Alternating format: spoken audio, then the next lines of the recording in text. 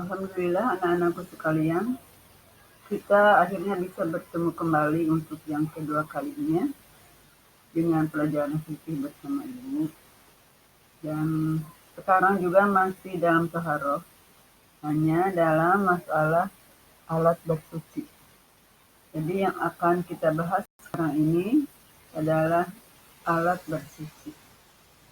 Apa saja alat bersuci? Nah, alat bersuci itu ada 1 air, 2 batu dan benda kesat lainnya, 3 tanah dan debu.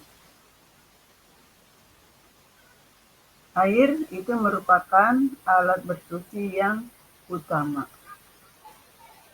Yang utama itu air. Air itu bisa dipakai untuk membersihkan najis dan juga hadas, untuk menghilangkan najis dan hadas. Sedangkan batu, tanah, dan benda kesat lainnya itu untuk menghilangkan najis jika tidak ada air.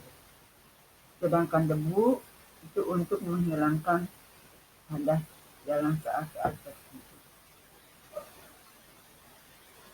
Sekarang kita lanjutkan macam-macam air. Air itu ada 4 macam. Yang pertama, air tohir mutohir. Dalam bahasa Arabnya ma'un tohirun mutohirun, yaitu air suci dan mensucikan, atau disebut juga air mutlak.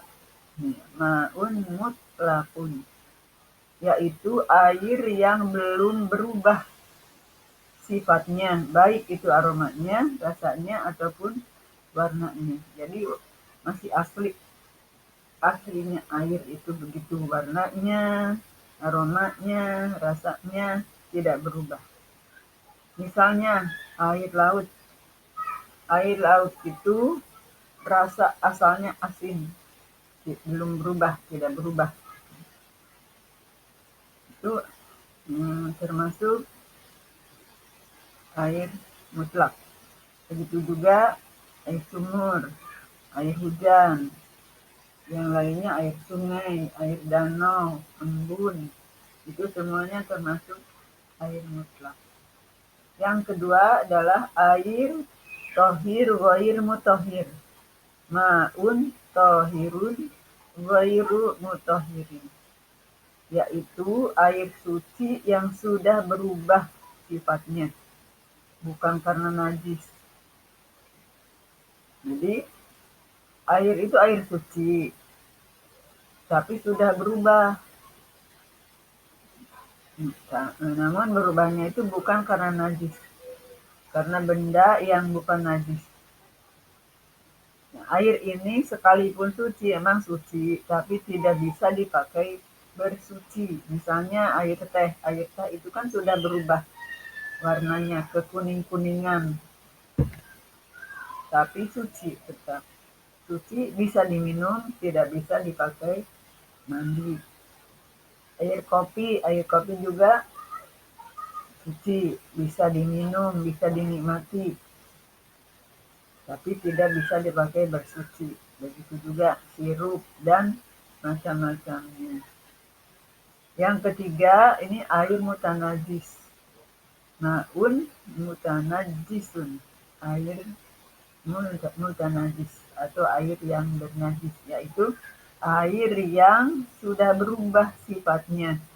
Nah, berubahnya itu karena najisnya masuk ke dalam air lalu berubah sifatnya. Bisa aromanya yang berubah, bisa warnanya, bisa rasanya.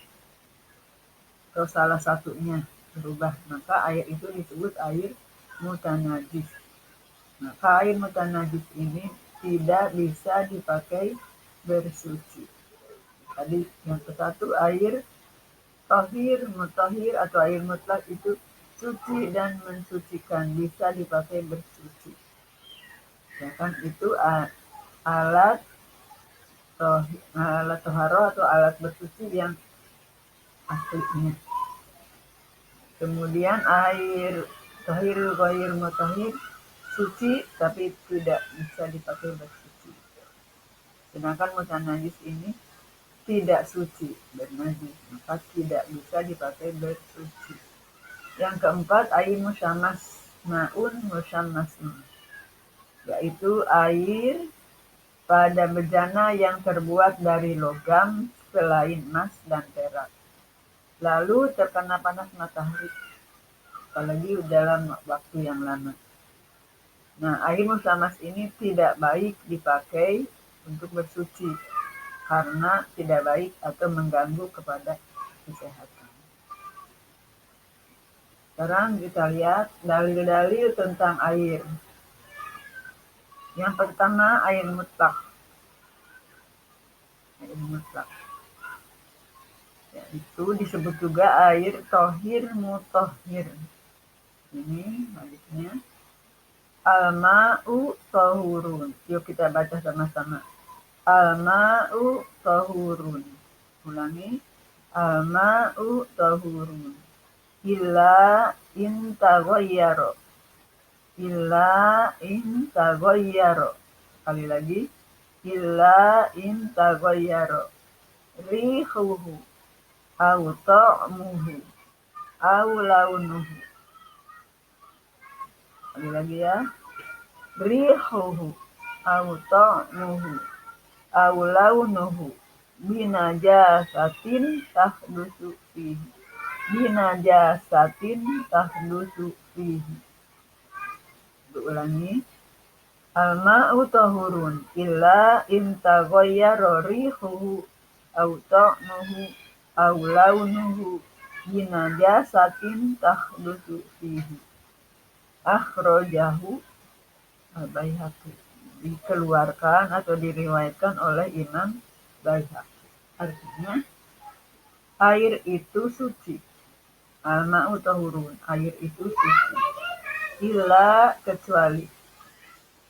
In taghayyara, jika berubah. Rihuhu, aromanya. Au ta'muhu, atau rasanya. Au launuhu, atau warnanya. Binajasatin, oleh najis. Tahdusu fihi, yang masuk ke dalamnya. Jadi anak-anakku sekalian, air itu suci. Selama tidak berubah, suci. Jadi ini kecuali, kalau sudah berubah warnanya, rasanya, atau aromanya, rasanya, atau warnanya berubah, tapi berubahnya oleh najis yang masuk ke dalamnya, maka tidak suci. Jadi selama tidak berubah suci. Kalau sudah berubah karena najis, ingat berubahnya karena najis, itu tidak suci.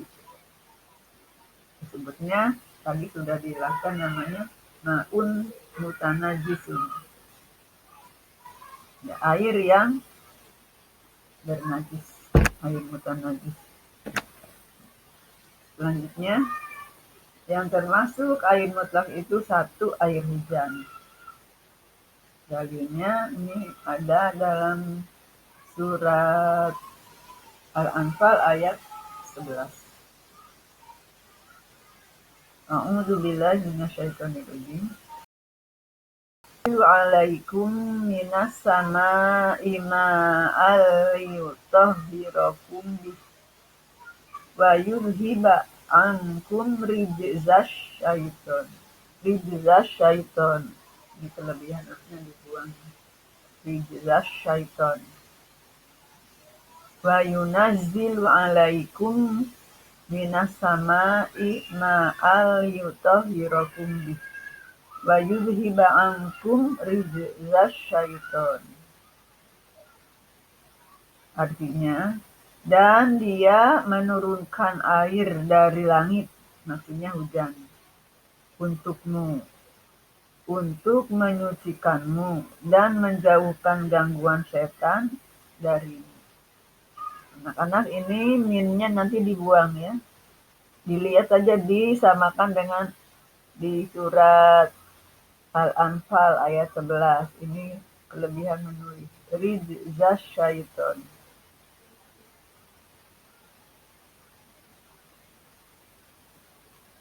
Kemudian yang kedua, Ini termasuk air mutlak juga, air laut. Air laut ini dari Abi Hurairah. An Abi Hurairah radhiyallahu anhu, ro dengan ain radhiyallahu anhu. An Abi Hurairah radhiyallahu anhu. Qala Qala Rasulullah sallallahu alaihi wasallam fil bahri huwa tahuru ma'uhu al-khillu maitatuhu. Ini nama sahabat Abi Hurairah. Ini sabda nabinya ini. Qala Rasulullah, ini sabda nabinya. Huwa tahuru ma'uhu. Dia itu, maksudnya laut itu, suci airnya, halal bangkainya. Jadi bangkai binatang laut, bangkai makhluk yang ada di laut, yang hidupnya di laut itu halal. Airnya suci, berarti halal atau bisa dipakai bersuci. Ini diriwayatkan oleh Imam yang 4. Siapa Imam yang 4? Nanti dalam mustalah hadis yang diterangkannya. Dan Ibnu Abi Syaibah. Artinya, ini dari Abi Hurairah radhiyallahu anhu, dia berkata, Rasulullah bersabda tentang laut. Dia itu, maksudnya laut itu, suci airnya, halal bangkainya. Diriwayatkan oleh Imam yang 4 dan Ibnu Abi Syaibah. Ini BM nomor 1, maksudnya ada di kitab Bulughul Maram. Anak-anak kan belajar ya Bulughul Maram. Nah, yang oleh Ustadz Ade itu bab paling akhir. Nah, kalau di fikih, bab Toharoh itu bab paling pertama. Ini di Bulughul Maram nomor 1. Nomor 1-nya itu nomor hadis ya, bukan halaman. Hadis nomor 1 itu hadis tentang hukum air laut dipakai bersuci. Bisa. Jadi air laut bisa dipakai bersuci. Yang dimaksud dengan bangkainya atau bangkai laut itu adalah bangkai binatang yang hidup di laut. Sehari-harinya hidupnya di laut, tidak bisa di selain laut. Di sungai juga tidak bisa. Di darat apalagi. Kalau mati itu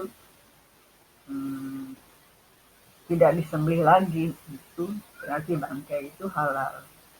Jadi binatang air itu halal. Jadi binatang yang hidup di laut, bukan bangkai yang dilemparkan ke laut. Jangan sampai itu yang sudah mati dilemparkan ke laut, katanya bangkai laut di laut itu halal. Tidak, ya bukan itu maksudnya. Nah, kesimpulannya tentang air ini. 1. Berdasarkan keterangan atau dalil tadi yang sudah dibaca tadi ya, maka dapat disimpulkan bahwa 1. Air itu sedikit atau banyak jika tidak berubah sifatnya karena najis, maka dia tetap suci. Sekali lagi, air itu sedikit, banyak, sama saja. Selama tidak berubah sifatnya karena najis, itu suci. Bisa dipakai bersuci. Yang kedua, jika air itu berubah sifatnya, tapi bukan karena najis, berubahnya itu karena gula, karena perasa, karena pewarna, karena berubahnya itu karena aroma, itu tetap suci tapi tidak bisa dipakai bersuci. Yang ketiga, jika berubah sifatnya karena najis, maka itu najis atau air mutan najis itu tidak bisa dipakai bersuci.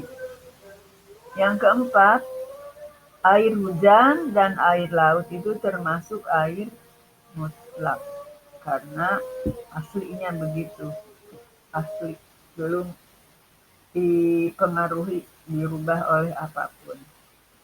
Nah, sedangkan tadi ada alat yang lain yaitu tanah, batu, debu, nanti akan dibahas khusus ya dalam bab yang selanjutnya. Alhamdulillahirrahmanirrahim, itulah yang kita pelajari kali ini tentang alat-alat bersuci. Assalamualaikum warahmatullahi wabarakatuh.